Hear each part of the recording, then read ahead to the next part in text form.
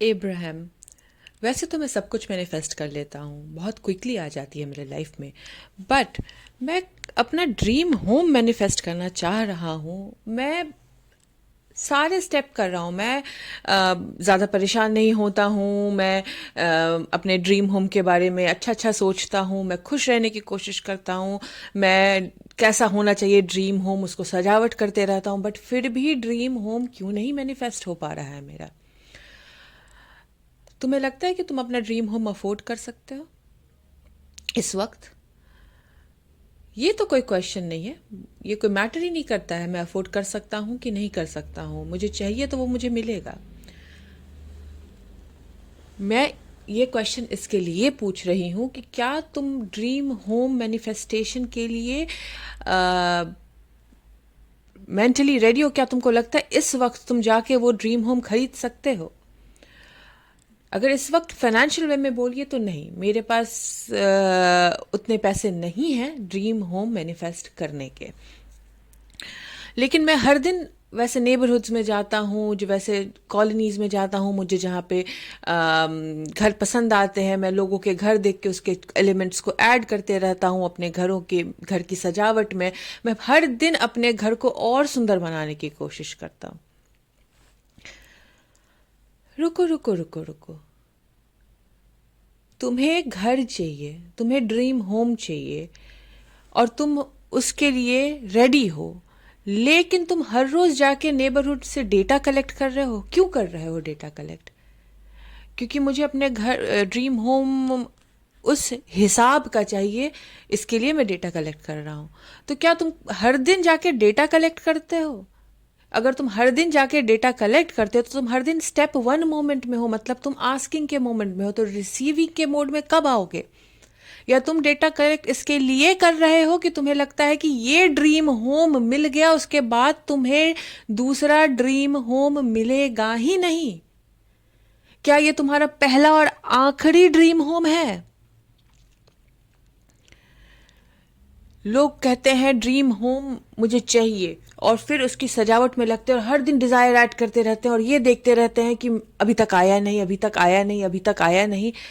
तुम्हें dream home आज चाहिए या बाद में चाहिए? तुम्हें सूनर चाहिए या लेटर चाहिए? सूनर। और तुम्हें सूनर चाहिए तो फिर डेटा क्यों कलेक्ट करते हो जाके कॉलोनीज से? क्योंकि मुझे अपने ड्रीम होम में चीज़ें ऐड करनी है। तो इसका मतलब तुम्हारा ड्रीम होम रेडी नहीं हुआ है अभी मेंटली? नहीं नहीं, मेंटली रेडी हो गया, बट मुझे और भी चीज़ें बढ़ानी है। तो फिर तुम्हें सूनर चाहिए या लेटर चाहिए? सूनर। तो अभी जो तुम वाइब्रेशनल मैच हो अपने ड्रीम होम की, उस हिसाब का ड्रीम होम तुम्हें मिल जाएगा तो क्या तुम खुश नहीं रहोगे? या तुम लेटर के लिए रेडी हो? जैसा तुम्हें ड्रीम होम चाहिए वैसा का वैसा ड्रीम होम अगर तुम्हें थोड़े दिन बाद मिलेगा तो क्या तुम खुश नहीं होगे? नहीं होगा। तो फिर सूनर और लेटर तो मैटर ही नहीं करता है। समय तो मैटर ही नहीं करता अगर तुम्हारा मैनिफेस्टेशन पूरा हो रहा है तो। हाँ, बट आज तुम बताओ, तुम्हें ड्रीम होम सूनर चाहिए या लेटर चाहिए? सूनर। मुझे जल्दी चाहिए। तो जब तुम्हें जल्दी चाहिए तो तुम्हें वही ड्रीम होम मिलेगा जिसके तुम वाइब्रेशनल मैच हो। तो डेटा इकट्ठे जो कर रहे हो वो तुम्हारे वाइब्रेशन को चेंज करता जा रहा है। तो तुम आज मुझे ये पैटियो चाहिए, कल मुझे ये गार्डन चाहिए, तीसरे दिन तुम जाते हो किसी की लाइट बल्ब देख के आ जाते हो, किसी दूसरे दिन चौथे दिन किसी की शैंडलियर देख के आ जाते हो। तुम हर दिन अपने ड्रीम होम में ऐड किए जा रहे हो। तो यूनिवर्स तुम्हारे ड्रीम होम को सूनर कैसे देगा? या तो तुम इस वाइब्रेशन में हो कि ओके यूनिवर्स, मैं जिस वाइब्रेशनल चीज से मैच करता हूं वो मुझे तुम अभी दे दो, और फिर नेक्स्ट ईयर मैं दूसरा ड्रीम होम ले लूंगा, फिर नेक्स्ट ईयर मैं दूसरा ड्रीम होम ले लूंगा। क्योंकि डिजायर कभी खत्म होते ही नहीं है। तुम आज एक घर लोगे, उसके बाद दूसरे दिन उसमें पेंट चेंज करने की कोशिश करोगे, तीसरे दिन कोई क्लॉजेट ऐड करोगे, कभी गार्डन चेंज करोगे, कभी तुम्हें घर छोटा लगेगा, फिर बड़ा घर चाहिए तुम्हें, फिर और बड़ा घर चाहिए, कुछ लोगों को ऐड करोगे, फिर उन लोगों को घर से निकालने की कोशिश करोगे। डिजायर खत्म होते ही नहीं है। और अगर तुम एक परफेक्ट ड्रीम होम, और ये सिर्फ ड्रीम होम नहीं, परफेक्ट रिलेशनशिप की भी बात कर रही हूं, परफेक्ट लाइफ पार्टनर की भी बात कर रही हूं, अगर परफेक्ट के इंतजार में उसको सजाते रहोगे और अपने वाइब्रेशन पे काम ही नहीं कर रहे हो, अपने हैप्पीनेस पे काम ही नहीं कर रहे हो, तो ड्रीम होम सूनर कैसे आएगा? क्योंकि तुम लोगों को लगता है ये पहला और आखिरी मैनिफेस्टेशन है, उसके बाद मैनिफेस्टेशन करना ही नहीं है।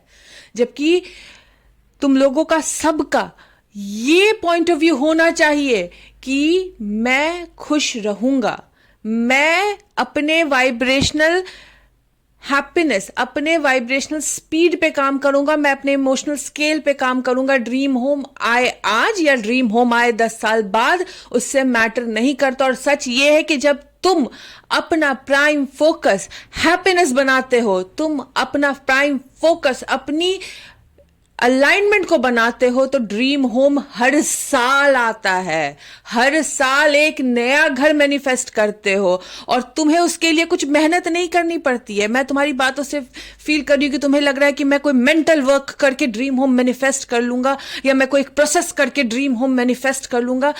ये प्रोसेस सिर्फ फन के लिए किया जाता है कि मैंने ड्रीम होम मांगा है, वो वॉर्टेक्स में आ गया है, जब मैं वाइब्रेशनल मैच बनूंगा वो ड्रीम होम मेरे लाइफ में आ जाएगा। लेकिन तब तक मजे के लिए, फन के लिए मैं ड्रीम करूंगा, मैं विजुलाइज करूंगा, मैं उसमें चीजें ऐड करूंगा, मैं कहूंगा ये बहुत अच्छा है ऐड कर दो, ये बहुत अच्छा है ऐड कर दो। लेकिन जो ड्रीम होम मैंने बनाया है वो आज या ना कल मेरे वाइब्रेशनल स्पीड से मैच करता हुआ दौरा दौरा चला आएगा।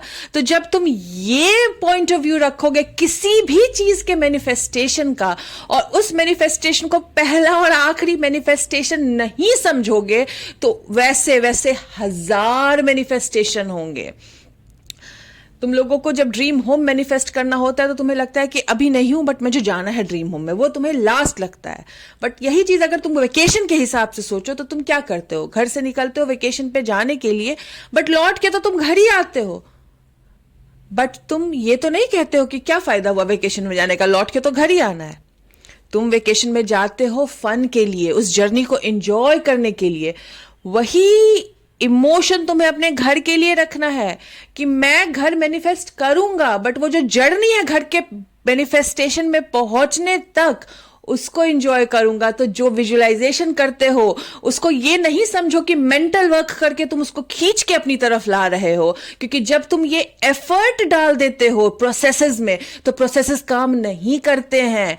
तुम्हें सिर्फ आनंद के लिए प्रोसेस दिया गया है ताकि तुम उसे मजा कर सको, उससे तुम इंजॉय कर सको अपनी जर्नी को, इसके लिए प्रोसेस दिया गया है। और खुश रहना, अपने मेंटल हैप्पीनेस को प्राइम फोकस बनाना सबसे इंपॉर्टेंट है। जब तुम अपनी खुशहाली को इंपॉर्टेंस दोगे, चीजों के मैनिफेस्टेशन को नहीं, तो हर डिजायर मैनिफेस्ट होती है, क्योंकि तुमने जिस वक्त मांगा उसी वक्त वॉर्टेक्स दे देता है। बट तुम क्या करते हो? तुम उसके अगेंस्ट रब करते हो। तुमको लगता है तुमको मेहनत करनी पड़ेगी, तुमको लगता है तुम्हें अफर्मेशन करना पड़ेगा, तुम्हें लगता है तुम्हें लिख के उस चीज को मैनिफेस्ट करना पड़ेगा, तुम्हें लगता है विजुलाइज करके सब कुछ डाल दो वरना दूसरा तो ड्रीम होम आएगा ही नहीं।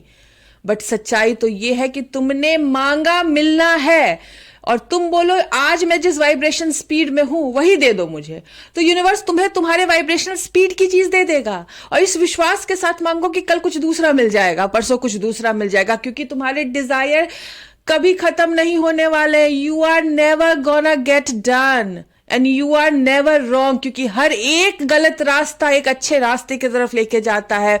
हर एक गलत डिसीजन के अंदर से एक अच्छा डिसीजन निकलता है। तो अपने डिसीजंस को लेके डरना बंद करो कि ये जो है आज पहली और आखिरी बार होने वाला है, क्योंकि हर एक डिसीजन एक नया रास्ता खोलता है। हर एक मैनिफेस्टेशन दूसरे मैनिफेस्टेशन को जन्म देने के लिए होता है।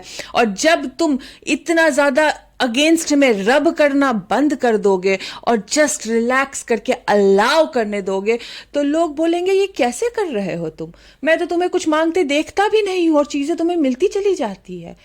मैं पिछले 10 साल से अपनी गाड़ी को देख के दुखी होता हूं, मुझे नई गाड़ी चाहिए, बट मेरे लाइफ में नई गाड़ी नहीं आ रही है।